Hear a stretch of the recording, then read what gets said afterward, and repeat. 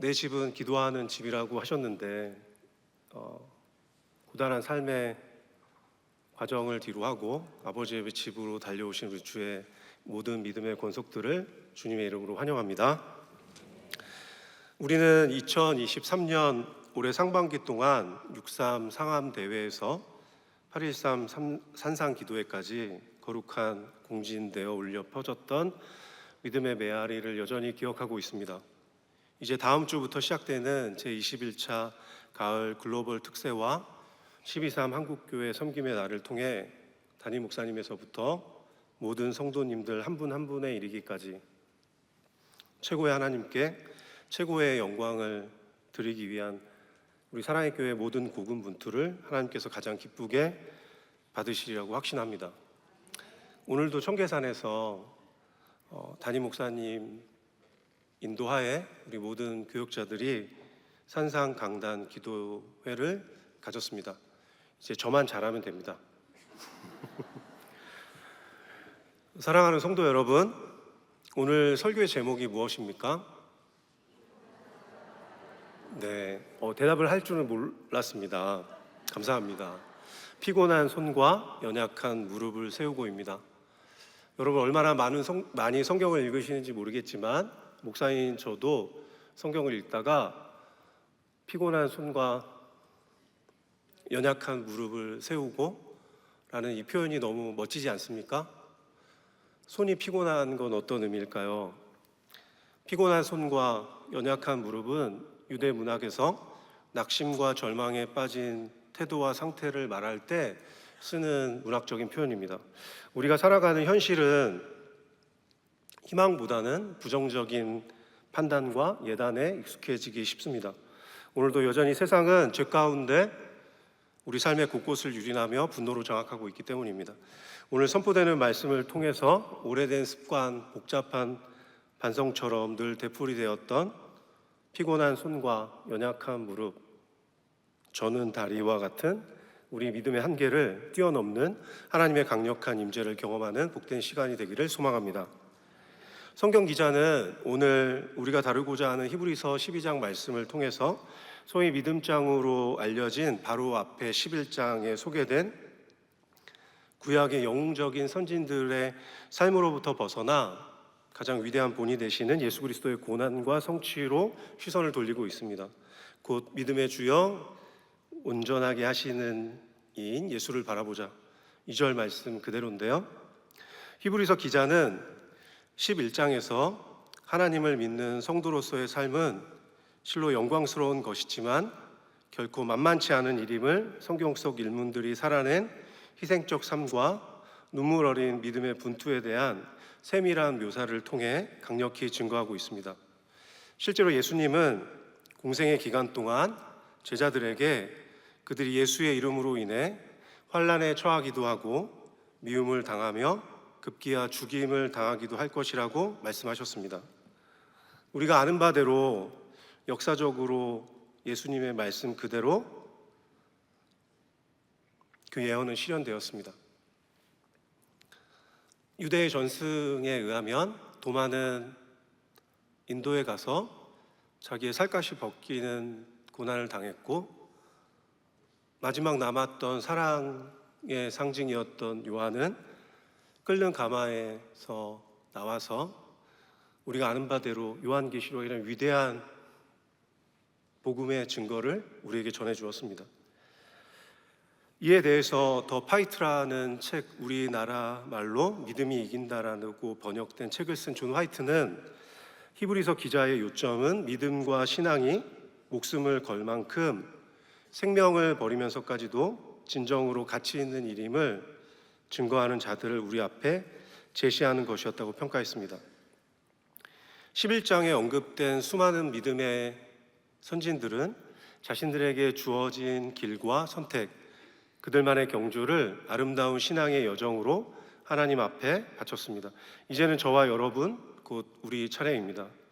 그러나 믿음의 선배들이 이룬 역정은 눈부신 것이었고 우리에게 그 사실이 격려와 힘이 되는 것은 사실이지만 그렇다고 해서 그것이 내 삶의 단면을 믿음의 헌신으로 이끌어내지는 못합니다. 왜냐하면 우리 모두는 스스로가 저마다 각자의 삶을 통해 하나님을 직면해야 하고 그에 합당한 대가 지불의 삶을 살아내야 하기 때문입니다. 12장을 설명하기에 앞서서 제가 시작할 때 말씀을 안 읽었죠? 네, 제가 이제 대가 지불을 해야 됩니다. 제가 잘 설명할 테니까 들어주십시오.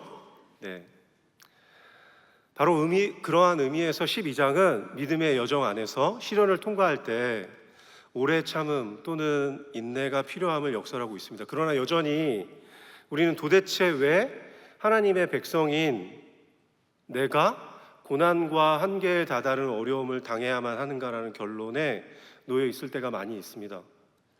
이에 대해 히브리서 기자는 5절에서 하나님의 아들됨, 곧 자녀됨과 고난은 함께한다는 것을 말하면서 이는 주께서 그 사랑하는 자를 징계하시고 그가 받아들이시는 아들마다 책찍질하심이라고 설명합니다. 곧 징계에는 꾸지람과 처벌이 따르고 그리스도인들에게는 그 징계가 하나님과 우리 사이에 특별한 관계를 입증하는 실제적인 증거라는 것이죠. 동시에 징계에는 사랑하는 부모가 자녀를 성숙하게 하고 장성하게 하기 위하여 모든 상황에서 베풀고자 하는 적극적인 가르침과 훈련도 있다고 설명합니다. 요컨대 하나님과 관련하여 징계가 없는 자는 사생자요 친아들이 아니니라고까지 말씀하고 있습니다.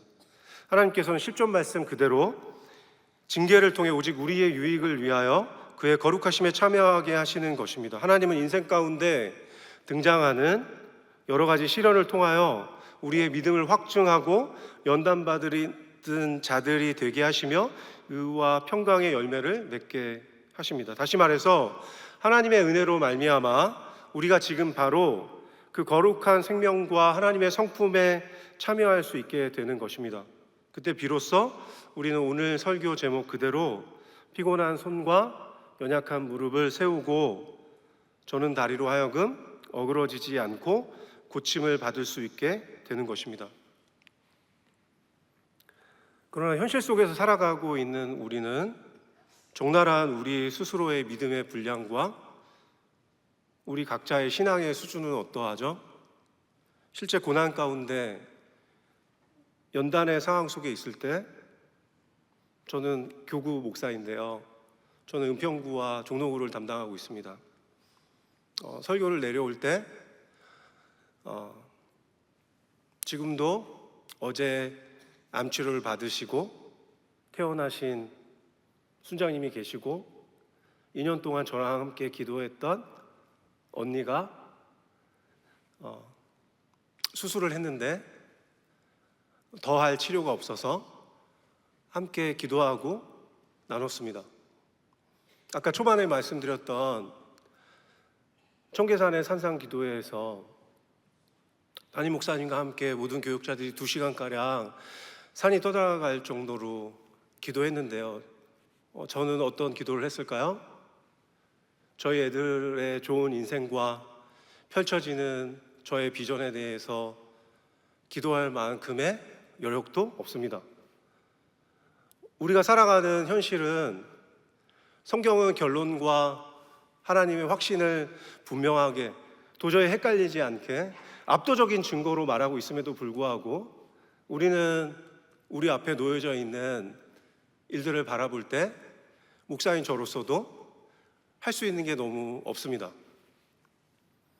위로를 하고 기도를 하고 같이 하고 그리고 또 성경 본문을 읽는 것도 잊어버릴 만큼 정신없이 분주하게 왔다 갔다 내가 도대체 뭘 하고 있는 건지 헷갈리는 것이 저의 삶이기도 합니다. 하지만 우리의 성경은 정답만을 말해서 우리를 희망 고문하는 것이 아닙니다.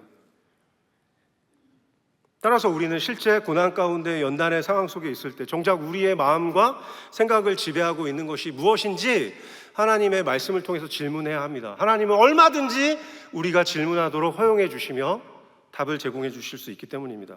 다음은 우리가 흔히 AW 토저라고 하죠. 에이든 윌슨 토저의 깊이 음미해 볼 만한 자기 인식이 가능한 글입니다. 다 같이 읽어보겠습니다.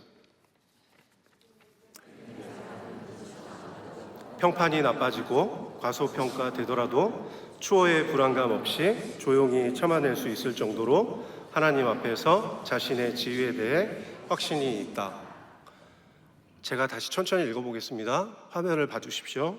믿음의 사람은 무시당하고 평판이 나빠지고 과소평가되더라도 추호의 불안감 없이 조용히 참아낼 수 있을 정도로 하나님 앞에서 자신의 지위에 대해 확신이 있다. 제가 잘 아는 집사님이 이 글을 저에게 한 5년 전인가 보내주셨고, 저희 선배 목사님에게 이 글을 저희끼리 교제할 때, 목사님, 저는 이게 잘 안 되더라고요. 보여드렸는데 저보다도 나이가 많은 그 목사님이 얼굴을 부여잡고 우셨어요. 우리의 삶은 다 거기서 거깁니다. 좌절하고 낭망해서가 아니라 우리는 하나님의 자녀라는 영광스러움을 갖고 있음에도 불구하고 현실에서 무시당하고 평판이 나빠지고 과소평가되더라도 정말로 담대하게 추호의 불안감 없이 조용히 참아낼 수 있을 정도로 여러분 인격적이십니까?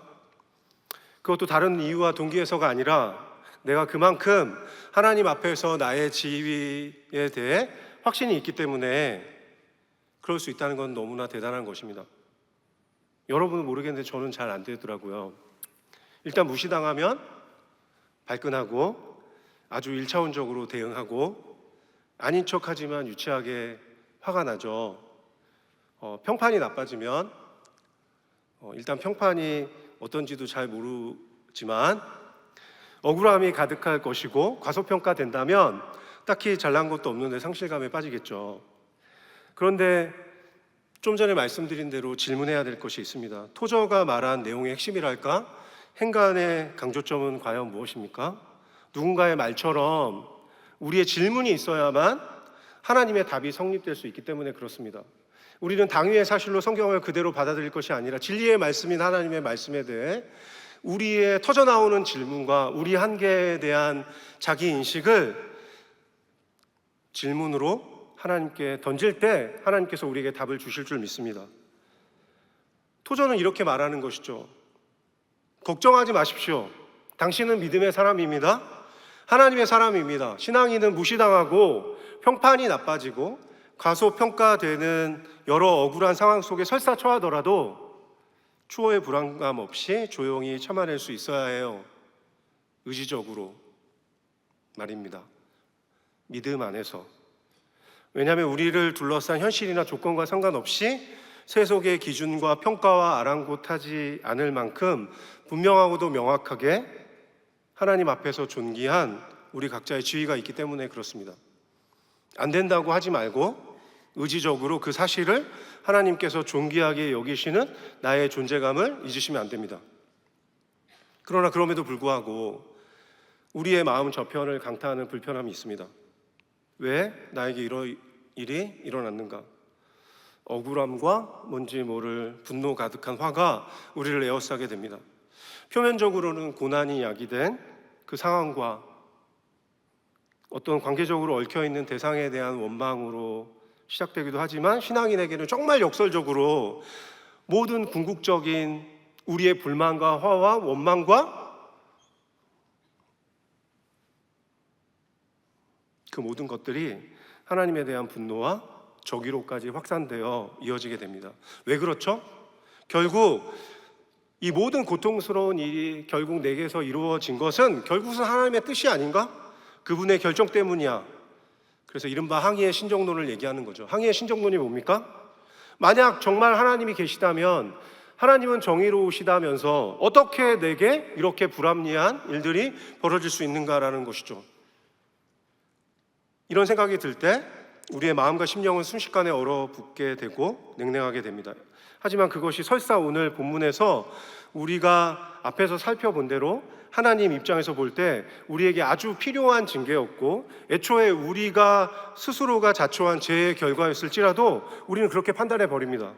우리는 아주 쉽게 하나님에 대한 도전과 적이 가득한 분노를 숨기지 않고 드러내죠. 그때 우리는 아주 냉소적으로 하나님을 기뻐할 수 없다, 쉽게 말해버리고, 상처는 별이 된다라고 누군가 말하면 그건 너의 상처가 별이 된 것이겠지 라고 위로 섞인 말조차 빈정거리게 됩니다.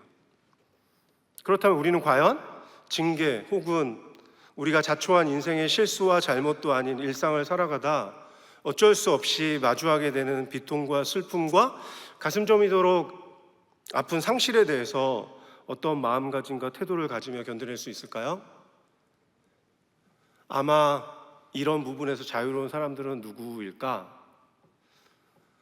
일상의 고민에서 자유로운 사람들, 생활의 압박과 경제적인 고민과 진로에 대한 좌절과 성취에 대한 아픔이 없는 사람들, 로마의 황제들, 절대 왕정 시대의 군주들 정도 되겠죠.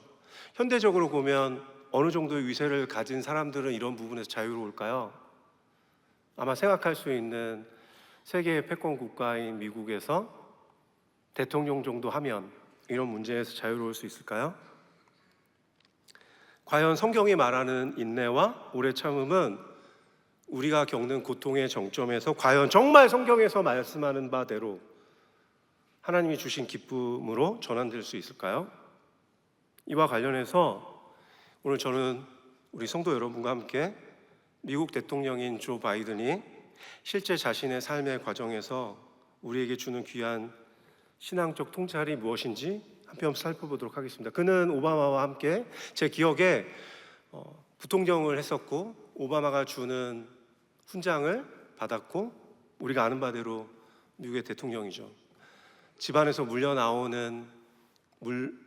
물려받았던 성경의 상원의원이 될 때, 미국의 대통령이 될 때 성경을 올려놓고 믿음을 고백했던 인간 권력의 정점인 바이든은 고통과 고난 가운데 자유로웠을까요? 조 바이든의 귀한 신앙적 통찰, 정확히 말하면 조 바이든의 아버지인 조셉 바이든 시니어가 아들에게 준 믿음의 권면이었습니다. 잘 한번 살펴볼까요? 바이든의 집무실인데요, 조 바이든 미국 대통령의 책상 위에는 수십 년간 그가 간직해온 조그만 액자 하나가 놓여 있습니다. 화살표가 보이시죠? 노트북 뒤에 액자에 담긴 2컷짜리 만화입니다. 바이든은 평소 이 만화는 필요할 때마다 내 인생을 하나님 앞에 겸손하게 만들었다라고 말해왔습니다. 사진에서 보여지는 대로 조 바이든의 노트북 뒤편에 만화 액자가 놓여 있습니다. 이 만화는 바이든이 하나님을 원망하며 슬픔에 빠져 있자 그의 아버지 조셉 바이든 시니어가 건넨 것입니다. 조셉 바이든 시니어는 보일러 청소를 했고 중고차 판매일을 담당했던 분입니다. 그가 아들이 인생의 가장 극단의 고통을 겪고 있을 때 이 만화를 아들에게 액자에 담아서 선물했습니다. 보여주실까요? 이 만화는 미국의 유명 작가인 딕 브라운의 공포의 헤이가르라고 하는 만화입니다. 주인공인 헤이가르는 거칠지만 가정적인 바이킹입니다. 그는 자신이 탄 배가 폭풍우 속의 벼락에 맞아서 자초되자 하나님을 원망하며 하늘을 향해 외칩니다. 왜 하필 나입니까? Why me? 그러자 하나님은 그에게 이렇게 되묻습니다. 왜 넌 안 되지? Why not? 바이든은 이 짧은 만화를 통해 불행은 언제든 어느 누구에게나 예외 없이 닥칠 수 있다는 것을 깨달았다고 고백했습니다. 바이든에게 닥친 불행은 이랬습니다. 사진을 보여주실까요? 바이든이 29살 때, 29살 너무 젊죠. 우리 대학부와 청년부의 초반 정도 될 나이입니다. 근데 그는 1972년 미국의 상원의원이 되었습니다.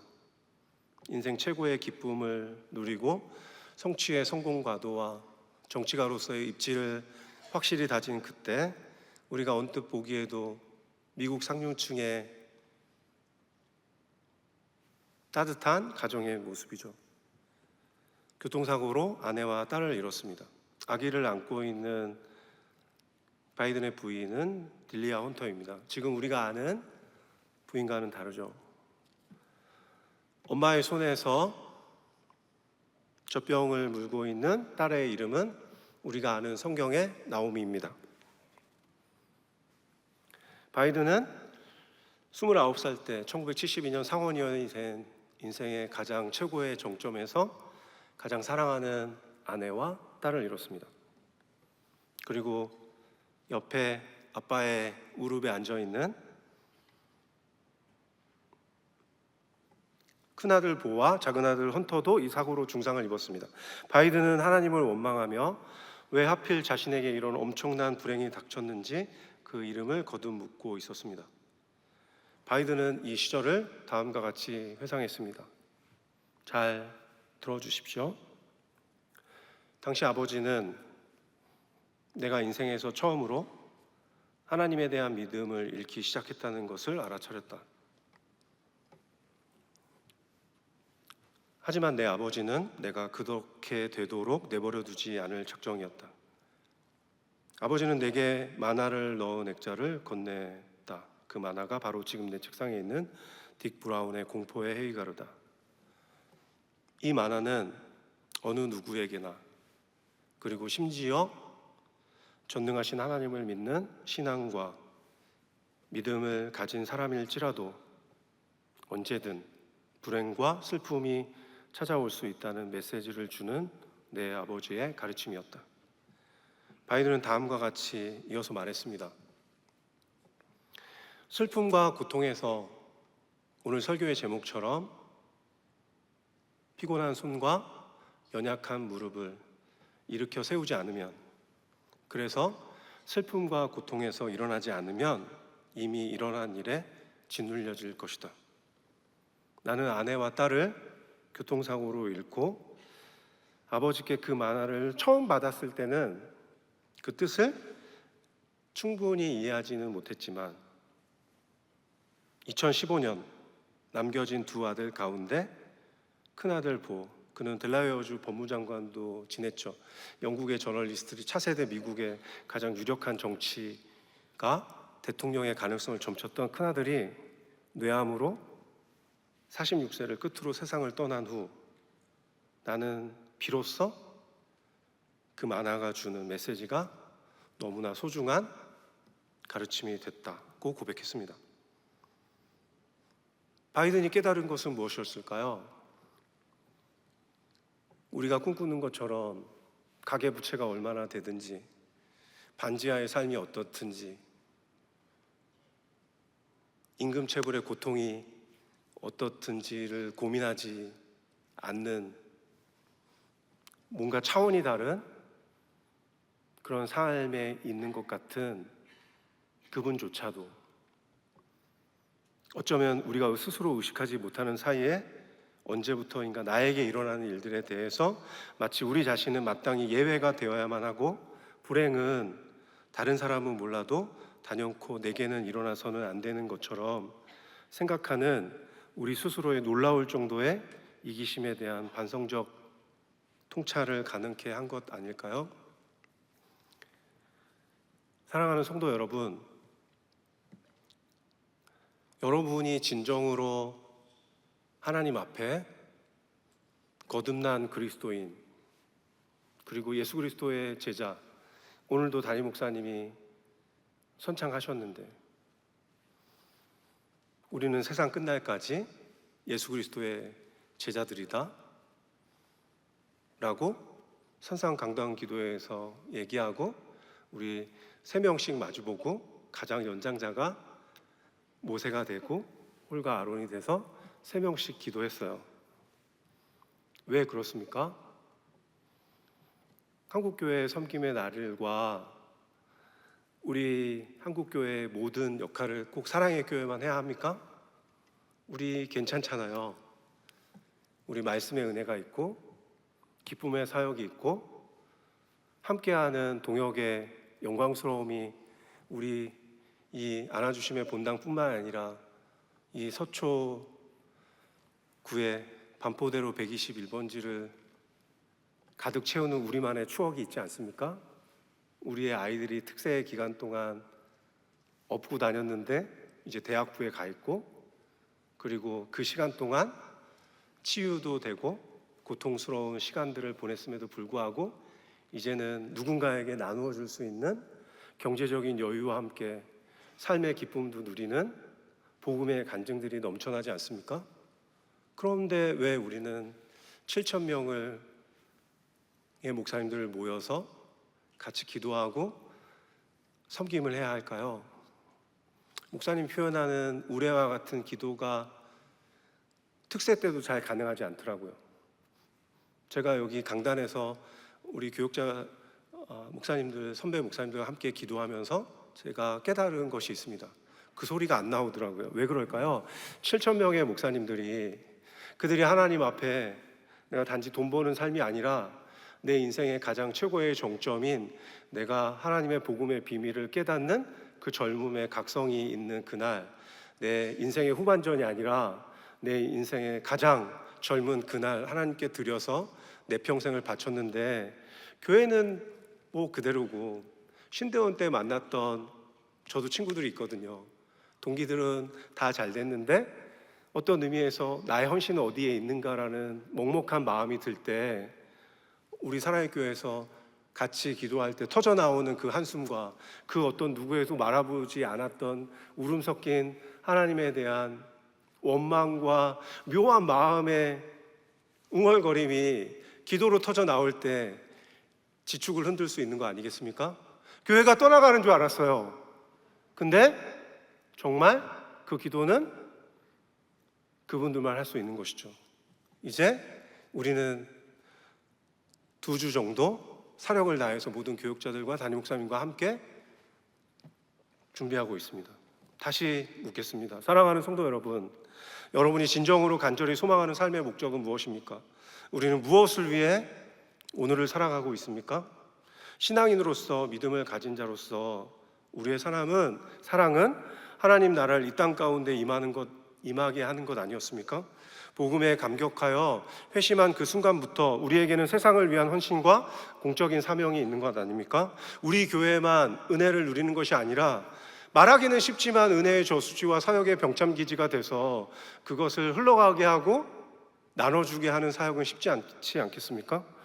그것을 우리 교회가 하고 있는 것이죠. 여러분은 너무나 자랑스러움을 느껴야 마땅할 것 같습니다. 그리고 기도와 헌신으로 교회가 가지고 있는 그 방향대로 최선을 다해서 지금 그대로 헌신해 주시면 될 것 같아요.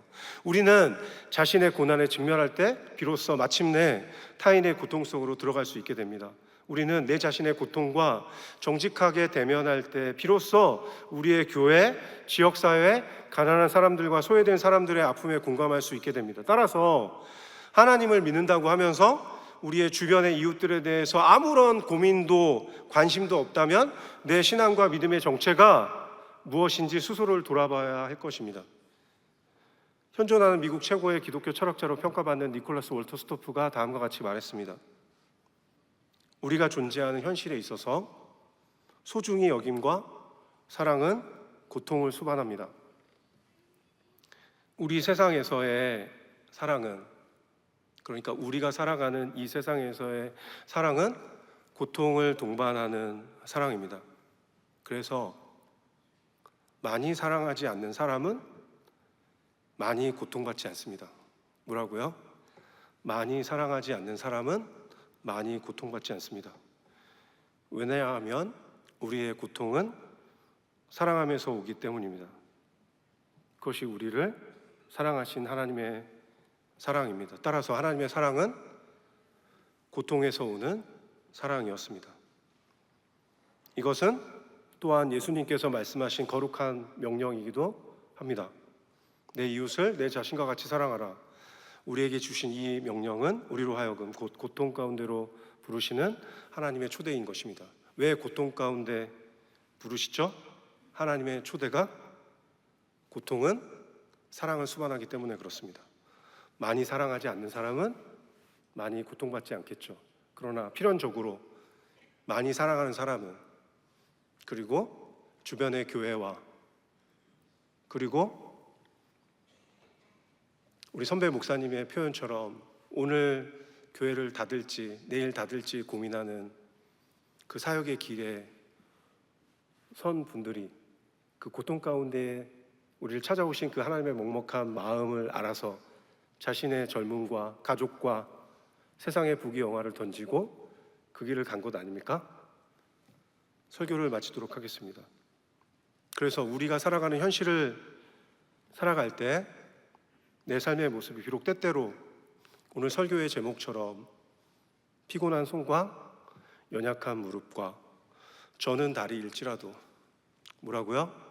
피곤한 손과 연약한 무릎과 저는 다리일지라도 분연히 떨쳐 일어나 믿는 자의 삶이 어떤 것인지 우리의 기도와 말과 행동으로, 그리고 세상의 가치와는 전혀 다르게 살아가는 삶의 모습과 선택으로 교회의 담장 밖을 넘어 세상 가운데 분명히 보여주어야 합니다. 그 영광스러운 사명의 길에 여러분과 제가 서 있습니다. 십자가의 능력 대신 우리 주님께서 말씀하셨습니다. 세상에서는 너희가 환난을 당하나 담대하라, 내가 세상을 이기었노라. 뭐라고요? 세상에서는 너희가 환난을 당하나 담대하라, 내가 세상을 이기었노라. 그분은 언제나 우리와 함께 하시는 임마누엘의 하나님이십니다. 그 주님을 신뢰함으로 우리의 삶을 에워싸는 모든 좌절과 낭만과 핍절됨을 이기고 하나님 앞에 기쁨으로 달려가는 저와 여러분이 되시기를 주님의 이름으로 소망합니다. 거룩하신 하나님, 겉으로는 멀쩡해 보이지만 많은 것을 할 수 없고 죽기까지 우리를 위해 그 거룩한 하늘 보좌를 박차고 우리를 찾아오신 그 하나님의 먹먹한 사랑이 우리를 하나님의 자녀로 불렀고 이 영광스러운 사랑의 교회를 세우신 목적임을 알고 있습니다. 하나님, 우리의 지난날의 삶이 어디에 가 있든지 상관없이 오늘 바로 이 순간부터 하나님의 마음을 기쁘시게 하고 세상에서는 너희가 환난을 당하나 담대하라, 내가 세상을 이기었노라. 그 하나님께서 채 100년이 되지 않는 짧은 인생의 시간을 우리에게 허락하셔서 하나님이 분부한 그 가슴 터지는 사역과 우리 삶의 모든 것을 드려 하나님께 헌신하고 사명의 길을 달려갈 수 있도록 하나님 마음껏 축복하여 주시옵소서. 그 길 가운데 우리 사랑의 교회가 언제나 그래왔듯이 하나님을 가장 기쁘시게 하고, 그럴 수만 있다면 하나님의 마음을 먹먹하게 해드리는 영광스러운 헌신과 수고를 감당하게 도와주시옵소서. 그렇게 하신 하나님을 찬양하며 존귀하신 예수 그리스도의 이름으로 기도합니다. 아멘.